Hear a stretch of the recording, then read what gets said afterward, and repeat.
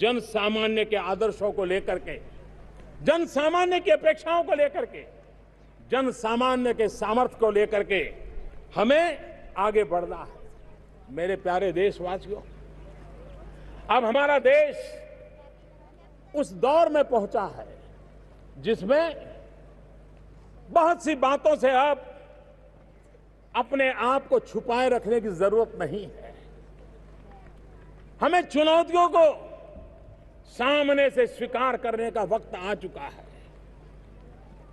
कभी राजनीतिक नफा नुकसान के इरादे से हम निर्णय करते हैं, लेकिन इससे देश की भावी पीढ़ी का बहुत नुकसान होता है। वैसा ही एक विषय है जिसको मैं आज लाल किले से स्पर्श करना चाहता हूं, और वो विषय है हमारे यहां बेतहाशा जो जनसंख्या विस्फोट हो रहा है। ये जनसंख्या विस्फोट हमारे लिए, हमारी आने वाली पीढ़ी के लिए अनेक नए संकट पैदा करता है। लेकिन ये बात मानना होगा कि हमारे देश में एक जागरूक वर्ग है जो इस बात को भली भांति समझता है। वे अपने घर में शिशु को जन्म देने से पहले भली भांति सोचता है कि मैं कहीं उसके साथ अन्याय तो नहीं कर दूंगा, उसको जो मानवीय आवश्यकताओं की पूर्ति है वो मैं कर पाऊंगा कि नहीं कर पाऊंगा, उसके जो सपने हैं उन सपनों पूरा करने के लिए मैं अपनी भूमिका अदा कर पाऊंगा कि नहीं कर पाऊंगा। इन सारे पैरामीटर से अपने परिवार का लेखा जोखा लेकर के हमारे देश में आज भी स्वयं प्रेरणा से एक छोटा वर्ग परिवार को सीमित करके अपने परिवार का भी भला करता है और देश का भला करने में बहुत बड़ा योगदान देता है। ये सब सम्मान के अधिकारी हैं, ये आदर के अधिकारी हैं, जिनका उनका जितना सम्मान करें, छोटा परिवार रख के भी वो देशभक्ति को ही प्रकट करते हैं, वो देशभक्ति का अभिव्यक्ति करते हैं। मैं चाहूंगा कि हम सभी समाज के लोग इनके जीवन को बारीकी से देखें कि उन्होंने अपने परिवार में जनसंख्या वृद्धि से अपने आप को बचा करके परिवार की कितनी सेवा की है। देखते ही देखते एक दो पीढ़ी में ही परिवार कैसे आगे बढ़ गया है, बच्चों ने कैसे शिक्षा पाई है, वो परिवार बीमारी से कैसे मुक्त है, वो परिवार अपने प्राथमिक आवश्यकताओं को कैसी बढ़िया ढंग से पूरा करता है। हम भी उनसे सीखें और हमारे घर में किसी भी शिशु को आने से पहले हम सोचें कि जो शिशु मेरे घर में आएगा, क्या उसकी आवश्यकताओं की पूर्ति के लिए मैंने अपने आप को तैयार कर लिया है? क्या मैं उसको समाज के भरोसे ही छोड़ दूंगा? मैं उसको उसके नसीब पे छोड़ दूंगा?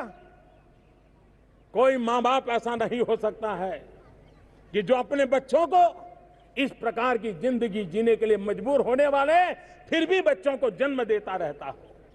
और इसलिए एक सामाजिक जागरूकता की आवश्यकता है। जिन लोगों ने ये बहुत बड़ी भूमिका अदा की है, उनके सम्मान की आवश्यकता है और उन्हीं के प्रयासों के उदाहरण लेकर के समाज के बाकी वर्ग जो अभी भी इससे बाहर है, उनको जोड़ करके जनसंख्या विस्फोट, इसकी हमें चिंता करनी ही होगी।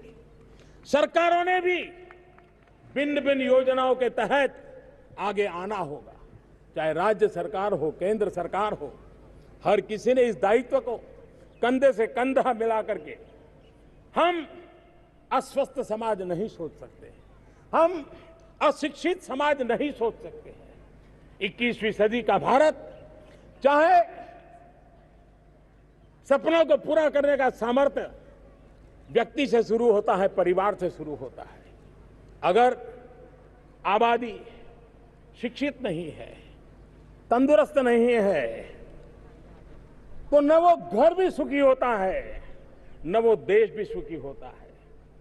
जन आबादी शिक्षित हो, सामर्थ्यवान हो, स्किल्ड हो और अपनी इच्छा आवश्यकताओं की पूर्ति करने के लिए उपयुक्त माहौल प्राप्त करने के लिए संसाधन उपलब्ध हो, तो मैं समझता हूं कि देश इन बातों को पूर्ण कर सकता है। मेरे प्यारे देशवासियों, आप भली भांति जानते हैं कि भ्रष्टाचार, भाई भतीजावाद हमारे देश को कल्पना बाहर का नुकसान किया है और ऐसे दिमक की तरह हमारे जीवन में घुस गया है। उसको निकालने के लिए हम लगातार प्रयास कर रहे हैं। सफलताएं भी मिली है, लेकिन बीमारी इतनी गहरी है, बीमारी इतनी फैली हुई है कि हमें और अधिक प्रयास, और वो भी सिर्फ सरकारी स्तर पे नहीं, हर स्तर पे करते ही रहना पड़ेगा और ये निरंतर करना पड़ेगा। ये एक बार करने से होला काला काम नहीं होता है, क्योंकि बुरी आदतें कभी जैसे पुरानी बीमारी होती हैं, कभी ठीक हो जाती हैं, लेकिन मौका मिलते ही फिर से वो बीमारी आ जाती है। वैसे ही एक ऐसी बीमारी है, उसको हमने निरंतर टेक्नोलॉजी का उपयोग करते हुए इसको निरस्त करने की दिशा में कई कदम उठाए हैं। हर स्तर पर ईमानदारी और पारदर्शिता को बल मिले, इसके लिए भी भरसक प्रयास किए गए हैं। आपने देखा होगा पिछले 5 साल में भी इस बार आते ही सरकार में बैठे हुए अच्छे अच्छे लोगों को छुट्टी कर दी गई। हमारे इस अभियान में जो रुकावट बनते थे, उनसे कहा कि आप अपना कारोबार कर लीजिए, अब देश को आपकी सेवाओं की जरूरत नहीं है। और मैं स्पष्ट मानता हूं व्यवस्थाओं में बदलाव होना चाहिए, लेकिन साथ साथ समाज जीवन में भी बदलाव होना चाहिए। समाज जीवन में बदलाव होना चाहिए, उसके साथ साथ व्यवस्थाओं को चलाने वाले लोगों के दिल दिमाग में भी बदलाव बहुत अनिवार्य होता है।